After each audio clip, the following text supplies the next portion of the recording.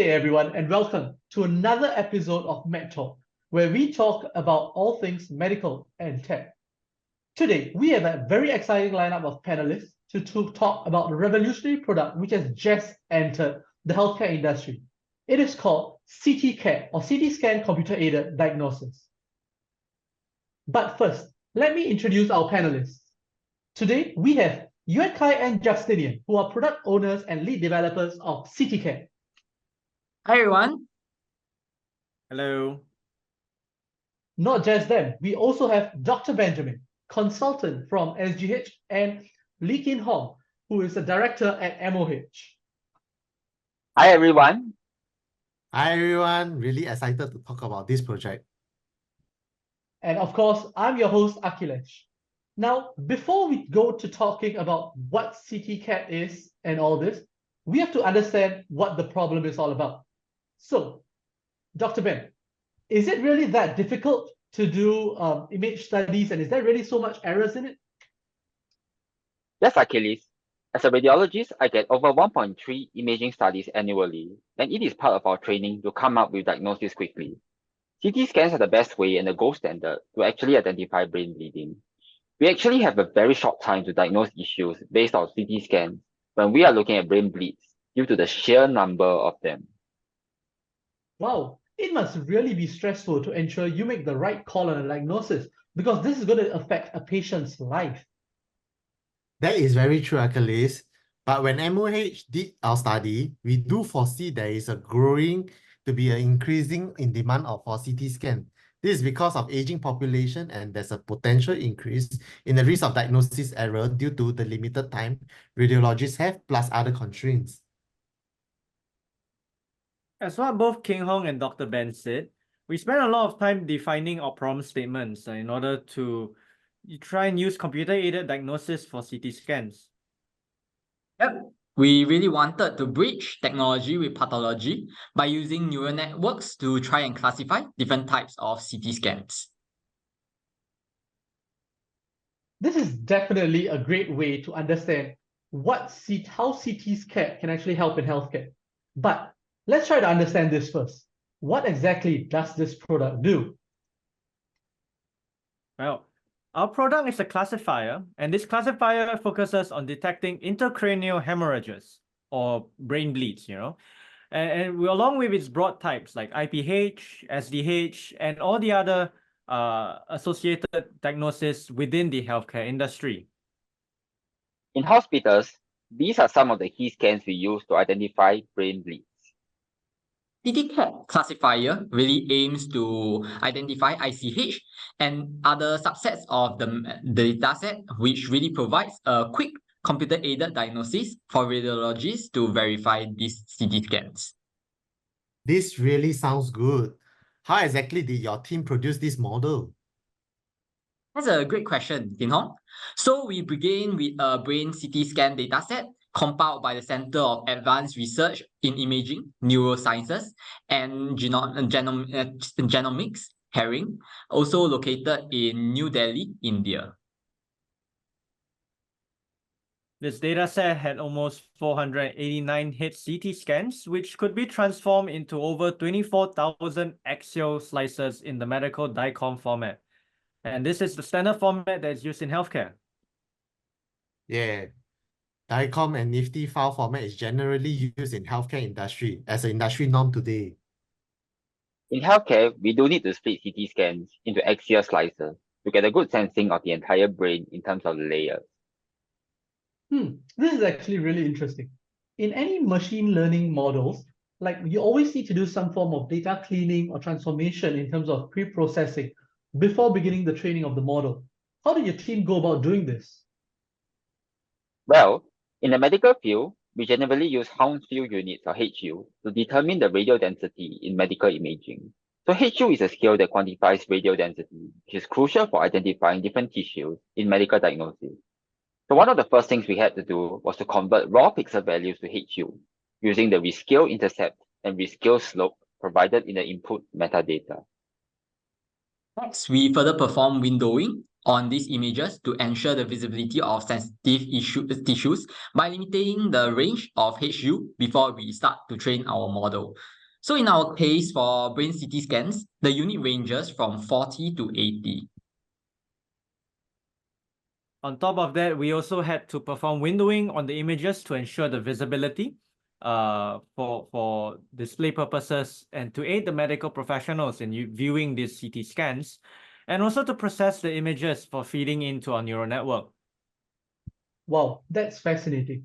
But how do you guys go about exploring the whole data set after doing this pre-processing step? Well, the exploration phase was pretty interesting because we learned a lot of new information about our dataset. One of the first things that we did was to check the number of slices that is presented in each of the data set. As you can see, in our entire dataset, each CT scan had an average of 32 axial slices. So we had some CT scans which actually had 450 slices, while others had as low as 4. Wow. But within the data set itself, how many positive and negative cases were there for the various diagnoses? So within the dataset, only ICH had a good balance of positive and negative data. All the other diagnoses had quite an imbalance too. Does this help the team to have a model that focuses learning a particular diagnosis? Well, you're absolutely right, King Hong. So we wanted to ensure our model was trained on both positive and negative classes sufficiently to ensure a robust model once we deployed it. Besides the high number of positive and negative cases, we also observed that there is a good correlation between ICH and IPH cases, which encourages us to focus the training to identify specific groups of diagnoses to ensure that our proof of concept that we developed in our model is successful. But from a medical perspective, are these correlations logical? Well, definitely. It is common for ICH patients to also have IPH, or as the rest of the data shows, a high correlation between a left and right bleed location whenever there is an ICH in the dataset. For a POC model, it is definitely a great idea to focus your model on the specific diagnosis to ensure the robustness of the model and to have a good result before scaling it bigger. That's correct, King Hong. Another reason for us to focus on the ICH diagnosis was the spread of the classes. As you can see, the bulk of the diagnosis besides the bleed left and right class has a significantly higher proportion of data compared to the rest of the classes. Wow. Thank you so much for explaining the data set, the data exploration phase, and the pre-processing steps you guys went. But now let's go to the more interesting part, which our audience are very interested in, the model itself. How did you guys manage to identify the correct type of model to use? Right at the beginning, when we were deciding what model to use, the first problem we had to work on is to decide whether we wanted to use a 2D model or a 3D model. Wow. What is the difference between this? Yeah. So a 2D convolutional neural network, or a CNN, treats CT scans as individual slices, while a 3D CNN can exploit spatial relationships between the slices themselves. So in our product, we attempted to use the 3D model first and hope to leverage on the pre-trained network called MET3D, which is based on the ResNet 18 3D model initially built for video images. This MET3D team has actually trained their model on a large medical imaging dataset, and the model was specifically designed to be used for segmentation purposes. The authors of the MET3D paper also showed that it was possible to do classification by transferring the weights from the MET3D model into a into a different ResNet model and training it on a different dataset. Was this the inspiration for your own 3D model also? Yes, in fact, it was. We followed similar principles that is used in our ResNet 18 3D model and transferred the weights of those intermediate layers back from the MET3D model. Furthermore, there was transfer learning by freezing all the layers, except the fully connected or FC layer, to identify the bleed labels accurately. This is really fascinating. But what is the result when you attempt to use this model? Our initial plan was to use the model to predict all 14 labels, but this wasn't very successful. So we scaled down the model and tried a second iteration where we just focused on the 6 label classes. However, even with a reduction in the number of labels, it did not yield better results. Therefore, we opted to use a multi-step model, which is to first predict the presence of a bleed, whether ICH positive or negative, and subsequently the type of bleed and which side of the bleed is present in the brain CT scan. From a healthcare perspective, the multi-step model would definitely seem intuitive to help and aid hospital in diagnosis. So while that is true, unfortunately, all 3 models seem to continuously predict the same labels for all the prediction as shown in the confusion matrix for the 3 models. What's actually the reasons for these similar results? One of the reasons that we identified could be because of insufficient amount of data that is being used for training. We observed that the train loss did not even go above 0 after continuous training beyond 10 epochs. However, the exploration for a proof of concept using the 2D model was definitely more promising. How is it architecturally different from 2D CNN model? Well, the 2D CNN model requires slice level labels where each axial slice of the CT scan needs to be labeled. But the dataset that we had only had examination level labels. This means that all the axial slices within the CT scan are labeled as the same as the CT scan itself. To illustrate this, refer to the image in the slide.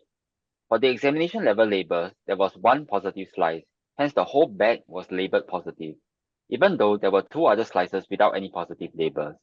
So if we were to input the scan slice by slice using their examination level labels into the classifier, we foresee that the model training will converge poorly due to misclassification of normal slices as belonging to the positive class. Oh, this actually sounds like a potential issue with the model. How did you guys manage to address this? To handle datasets with examination level labels, we decided to use a method called multiple instance learning. So this treats each dataset as a bag that contains multiple instances. So each bag would be labeled positive if even just 1 positive instance is present in it. So we can see this from the illustration above. Ah, I see. That is why you chose to use weakly supervised learning method together with multiple instance learning to improve your model training. Indeed, the weakly supervised learning method involves training a model with only examination level labels. So this method helps to improve the learning outcomes when complete slice level labeling is not available. As such, complete labeling is difficult and expensive to perform. An additional point to note for the MIL model, before feeding through the final classifier layer, the instances within the bag are added together into a combined feature vector. However, instead of treating all slices equally in the combined layer, we integrate an attention layer prior to this aggregation process. So this adjustment allows the model to assign different weights to each instance, thus prioritizing those layers that are more likely indicative of the bag's label. In the context of our project, the attention-based MIL framework allows the model to focus on specific slices within a scan that indicates the presence of hemorrhage, despite only having examination level labels. So this method effectively prioritizes informative features while diminishing the influence of less relevant ones, enhancing the model's ability to generalize from limited supervision. Thanks for the explanation. I'm curious, how does this performance of this 2D method vary from the 3D results? Okay, so the 2D model definitely performed much better, especially when we focus it on the 6 label datasets to identify specific brain bleeds. Shown in the confusion matrix, the model seems to be quite conservative, incurring more false negatives than false positives. But this generally provides a high recall, which is still useful given that the current CT scan screening process still involves a human eye to verify the results. The model managed to achieve a consistent F1 score of around 0.71 in both the validation and test sets, which was quite promising. Yes, definitely. how did you guys actually the model training improve over time?